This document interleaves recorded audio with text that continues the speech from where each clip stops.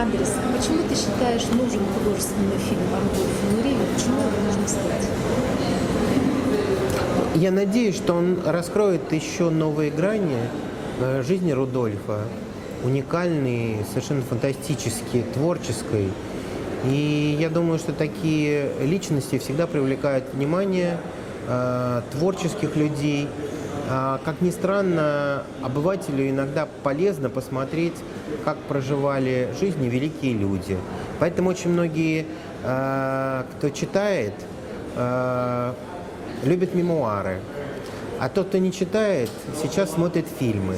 Если они захотят узнать что-то о жизни Рудольфа Нуриева, они увидят это в художественном фильме. Я надеюсь, что будет хороший режиссер, замечательные актеры.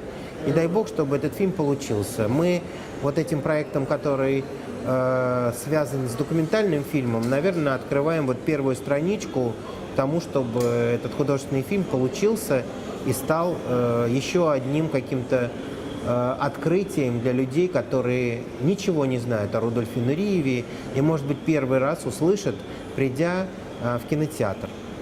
Спасибо большое.